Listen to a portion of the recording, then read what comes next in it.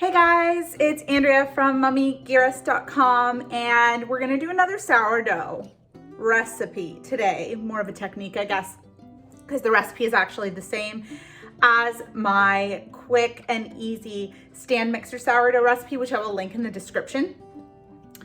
But sometimes you don't have time, or you just don't care about the fancy, holy, airy sourdough loaf. You just want some freaking bread. You know what I'm saying? Like, I don't mind the pomp and circumstance that comes with the series of stretch and folds that results in the light, airy crumb that is so prized in sourdough land. But I've been at this for like 9 or 10 months now, okay? I'm not an old school sourdough girl. I am like a new wave pandemic sourdough girl. I'm one of those. And sometimes it gets a little tiring. And you're already going to be waiting a while because you're not using commercial yeast anyway. So because I'm the laziest baker on the planet, I thought, let's just see what happens if we take out all those stretch and folds. So that's what we're going to do. With that, we're going to feed the sourdough starter for today. And as soon as it's ready to roll, we're going to get down to business. So if you're new to sourdough starter and you don't already have one going, I will also link the video to how to start a sourdough starter from scratch. It's going to take you somewhere between 7 and 10 days to get it going. So if you're hoping to make bread today, but you don't have any active starter going, you need to just crush those dreams, back it up a little, and come back to this video once your starter is doubling in 4 to 6 hours. But if you already have a starter that's active and mature and you know exactly what you're doing, then just go ahead and join me in feeding your starter, and then we'll come back once it's doubled.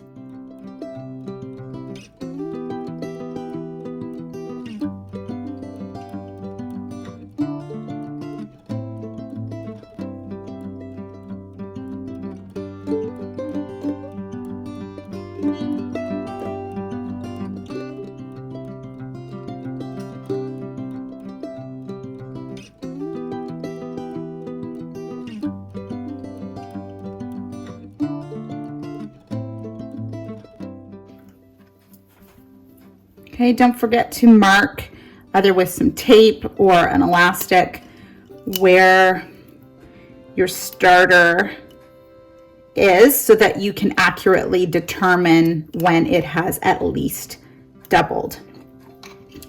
So I'm going to pop this on top of my fireplace with the fireplace on. It just adds a little bit of extra warmth. Right now I'm doing this in the winter time. In the summer, I would absolutely leave it on my countertops because it's already warm enough in the house, but we're just going to give it a little extra oomph by being on top of the mantle.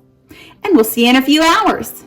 Oh, and one more thing with your discard, don't forget to store it in your discard jar and in your fridge, and make some yummy things with it. I'll also link up some of my favorite discard recipes in the description box as well, because this stuff is gold and food waste is the actual worst. So do something with it.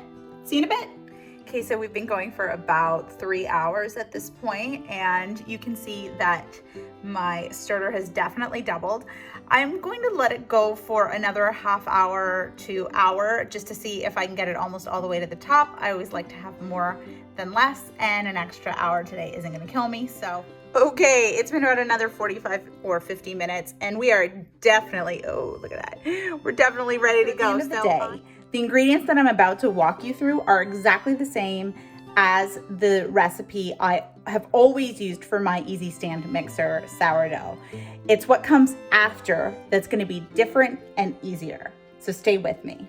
I use a KitchenAid artisan stand mixer, but you can use any KitchenAid mixer, probably any stand mixer of any brand, as long as it has a dough hook. We're going to start with about 3/4 of a cup of your really active, bubbly, float tested if you're not really sure if you're early in your sourdough game. And I don't stir it down or anything before I pour it in, and I just sort of eyeball about 3/4 of a cup.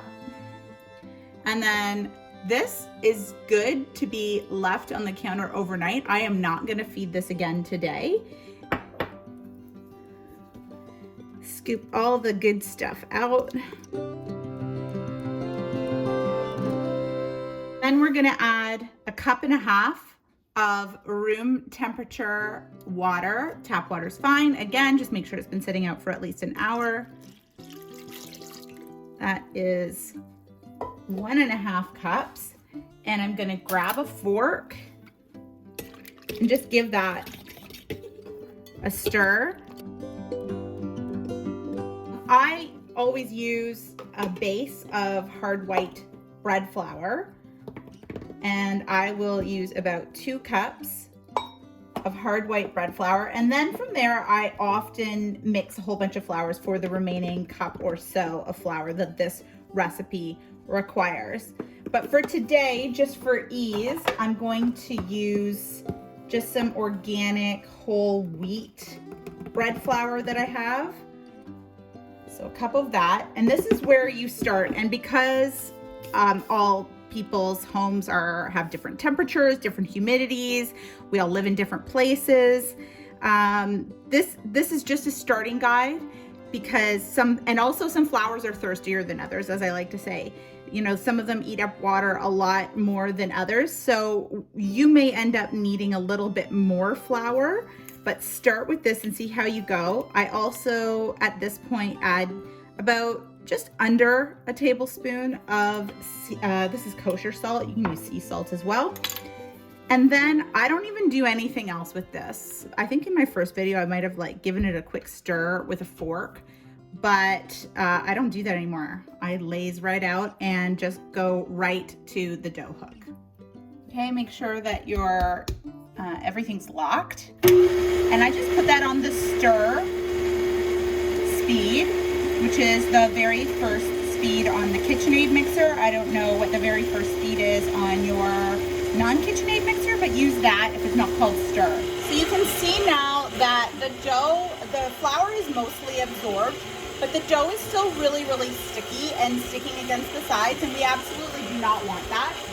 So I'm gonna go back to my hard white bread flour, and about a tablespoon at a time, I'm just gonna start adding a little bit of extra flour around the sides.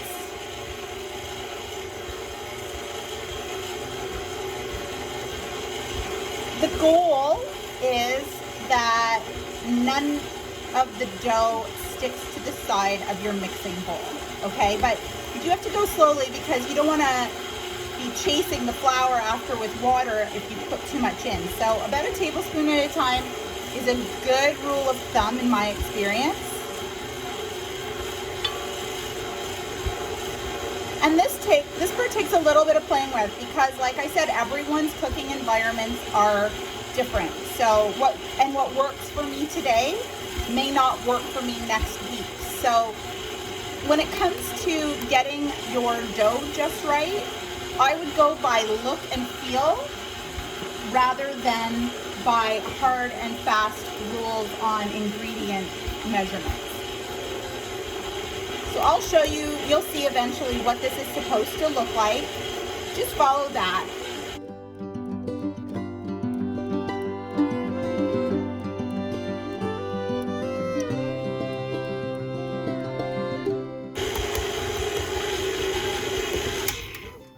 Okay, so at this point you can see everything is pretty much pulling away from the edges. We don't have gunky parts remaining at the bottom, and that's what you're looking for. So I'm gonna take a plastic dough scraper, really cheap one, and I'm gonna scrape down the sides, and then I'm gonna show you the consistency of the dough in my fingertips, just so that you can hopefully match that up at home. You can see there's nothing sticking to my fingers really. Okay, it's quite elasticy.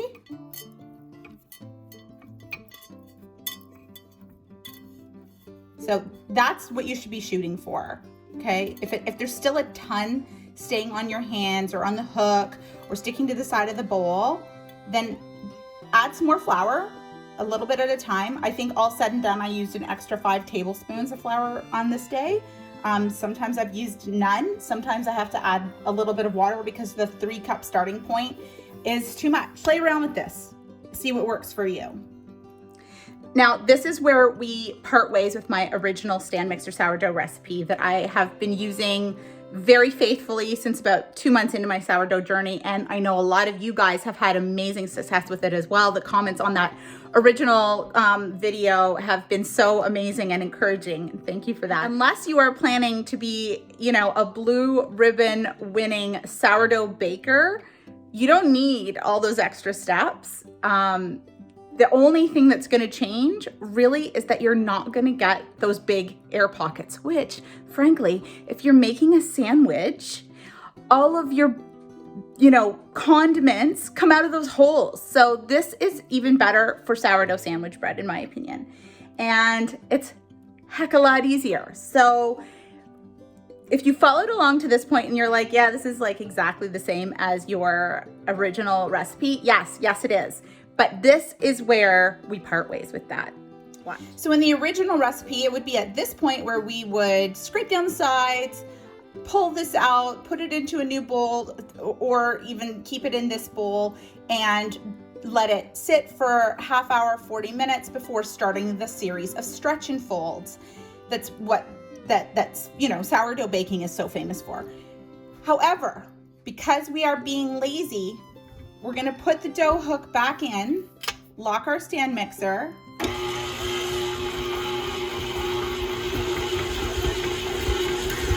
amp it up to the number 2 position, and we're gonna let the dough hook essentially knead this dough for the next 3 minutes. That has been just about 3 minutes, and I'm gonna slide all this dough back off of the hook and into the bowl. There's not really much to scrape this time around, which is also a really good sign that we've got the right amount of flour to water ratio in there.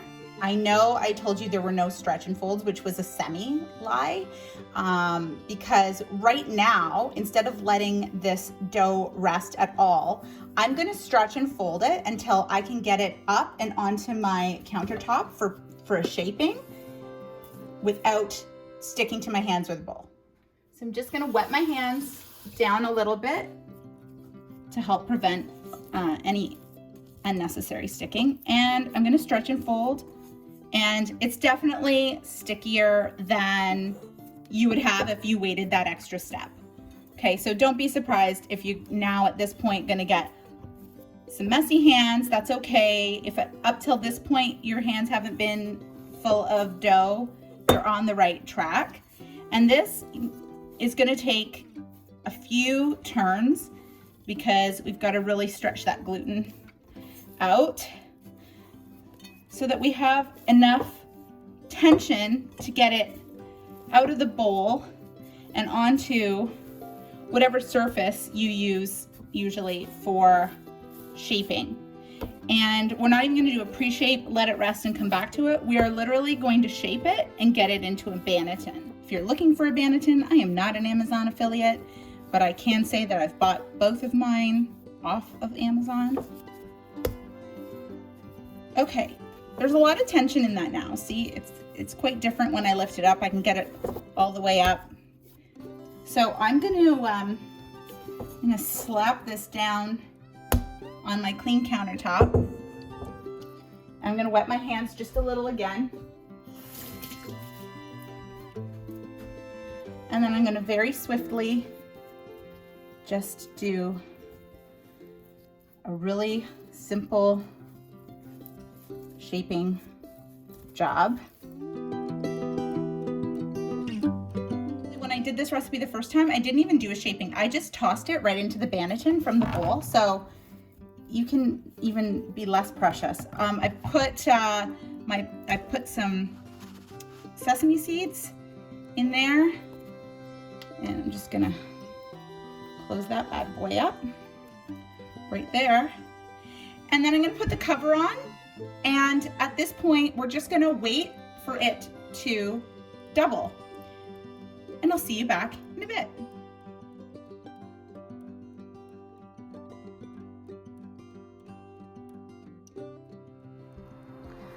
It has been 4 hours of some countertop proofing and it's starting to rise and look pretty good, but we're not there yet.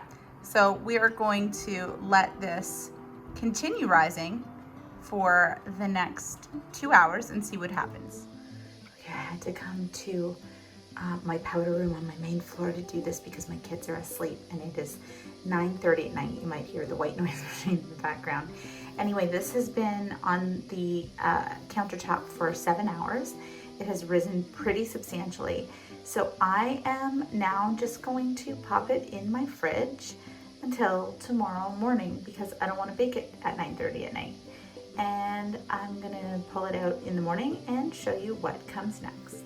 It's the morning of day 2 and we gonna make some bread today. It's been in the fridge all night, which is also one of my favorite things to do because it sometimes gets even a little more soury, which is my preference for sourdough bread in terms of flavor composition. So right now I'm gonna take my trusty Dutch oven. I'm gonna put it in the oven at 450 degrees, put a timer on for 40 minutes so that it's piping hot. Then we're gonna pull that guy out of the fridge.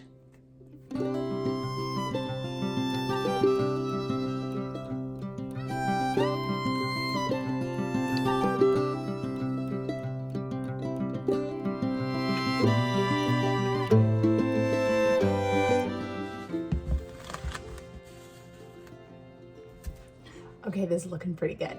I'm gonna pull out my trusty parchment, which I would reuse, probably 8 or 10 times anyway.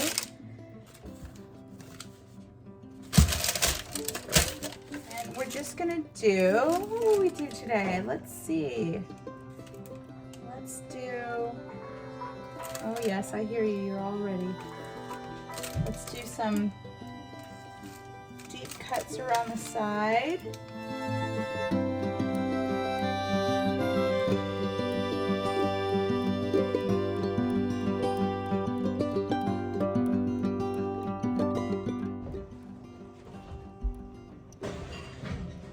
It's hot, very hot. Okay, now we're gonna put the lid back on and we're gonna cook this for the next 30 minutes covered. And then I'll see you back here. Okay, the timer has gone off. We are going to simply remove the lid from the Dutch oven, give it a little bit of a spin, and pop that back in, still at 450 for 10 minutes. It's time to take a look. Oh, that is looking very nice. So now this is a good baker's trick that I've learned. We are gonna just leave this in the oven, crack the door open about 6 inches, turn everything off, and we are going to let that sit in there for 5 minutes. And that is just going to make the crust of the bread a little bit extra crusty, which I love. So if you don't love crusty bread, then you can just take it out right now and get it cooling. But we're gonna wait this extra 5 minutes, take it out, put it on a cooling rack, and then the next time I come back to you, I will be slicing this open so you can see what it looks like inside. So it's out, it's cooled, it's beautiful. And I'm just gonna cut into it so that you can see that it's still got a pretty nice rise on it inside. I'll cut right from the middle. And the only thing we'll probably be missing are those big gaping holes. Yep. So see, it's still beautiful sourdough bread in there. And this is great for sandwiches because nothing's gonna fall through the holes. And it tastes glorious, I promise. Okay, I just bit into it. It's chewy, it's delicious, it's sour, it's everything that I love in my sourdough. And I did it without all those extra stretch and folds. This is so much more hands-off. And if you plan properly and you do it early in the morning, you could have bread for dinner time. Enjoy. Happy baking.